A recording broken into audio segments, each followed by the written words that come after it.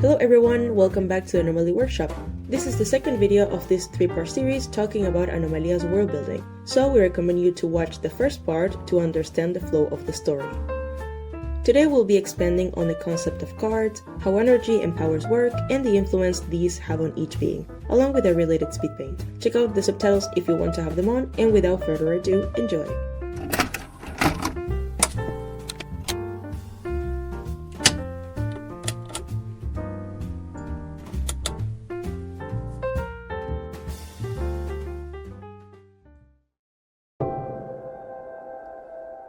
The term card refers to a representation of the soul and energy which reside within each being that is possessed by random and naturally selected individuals called energy masters.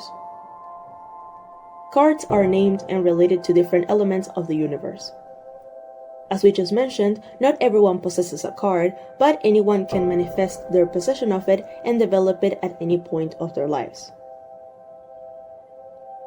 Each card, which doesn't refer to a physical object, but a denomination of a portion of special energy inside each being, has a title and a named power which relates to the energy the card contains. This power varies between each carrier. For example, two people that possess the card the Devil through their lifetime won't present the same power as their two different and unique beings. To put it simply, cards are given at random, and powers are deeply related to the characteristics, personality, context, and everything that forms the individual being. The power, the physical change or energy of a card, in general doesn't manifest directly at birth for everyone. This depends on all kinds of factors and differs from person to person. Some manifest what their card attracts, personal events, physical changes, or powers, right after birth. In others, it develops through their childhood or puberty. There's also those who show no signs until adulthood. It all depends on who the carrier of the card is.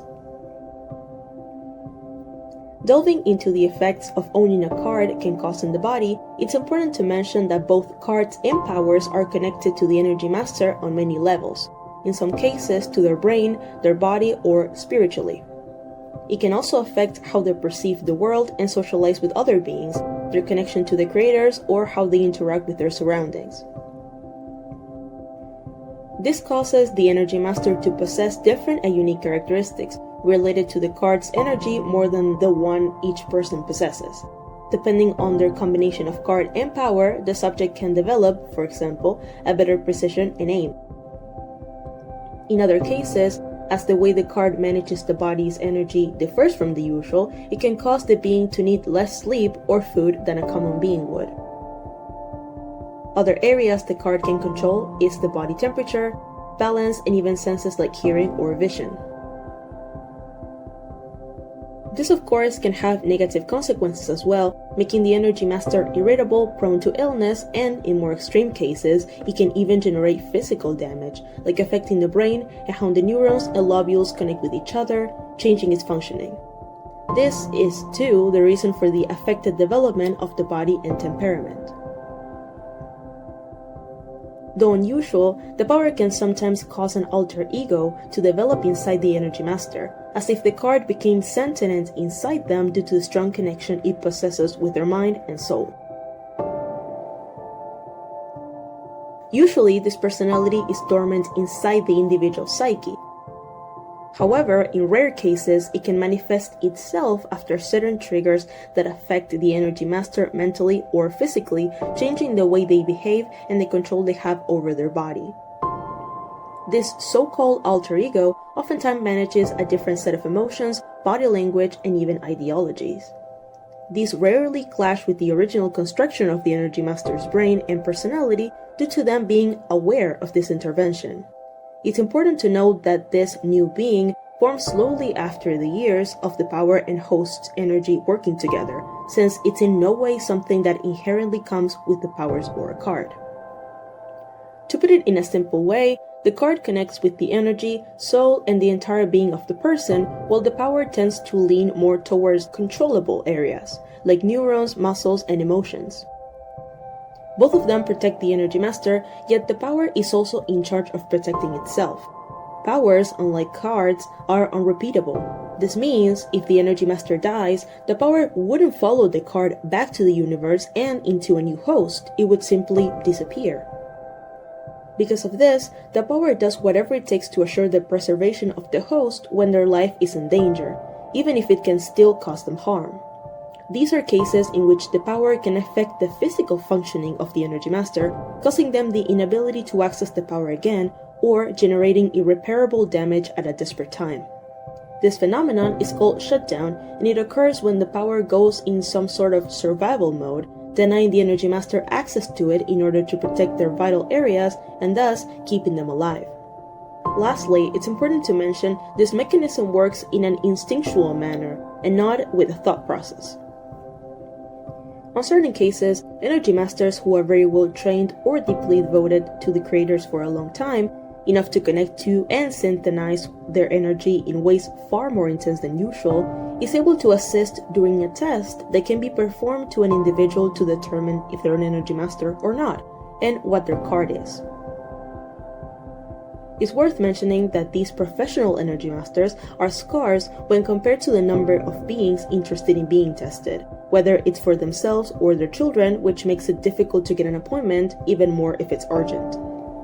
Even though this is not something unknown or rare, there are places in which citizens don't possess the resources or the knowledge to be able to, or want to, get the test done, which is why a lot of beings never discover their Energy Masters or what their card is, ignoring an important part of their identity.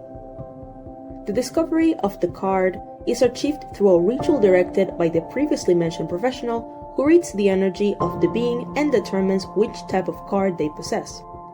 If a card is present, its name resonates both within the professional and the tested individual, which takes the study to the next step, the interrogation. During the interrogation, the now confirmed Energy Master is connected to a machine resemblant to a lie detector, the only difference being that this one is specifically designed to measure the levels and intensity of the energy within the individual. The goal of this is to ask a series of questions and make sure the answers are the truth. The interrogation goes from what kind of card the being possesses and its name, to if they're ever used or experienced with their power, if they've hurt anyone with it consciously or unconsciously, if they thought of doing it, etc. It's worth mentioning that, in a lot of cases, this questionnaire isn't done in the kindest way, going through it in the same manner no matter if it's a child, an adult, or a known criminal. Aside from this, the Energy Master in charge of the ritual must sign a document where it's stated that it has been performed successfully. In certain cases, a being or their community's energy can make it more likely for an individual to be assigned a specific card, like in clans. For example, if a clan has had many generations of Energy Masters that has existed for a long time, the overall energy they've developed makes it more likely that their newborns are granted certain cards or cards in general. Another example of this phenomenon is when two beings with very powerful cards have children. It's more probable that their offspring will attract a card upon birth. It's logical that possessing a main card is something extremely rare, as only 22 beings can exist in the world with this tremendous amount of energy. Most of these peculiar beings decide to spend their lives peacefully at the Creator's Island, a sacred isle far away from civilization but open to devotees and respectful visitors. This place is the point of strongest connection with the gods, where their energy reaches down in the purest of ways.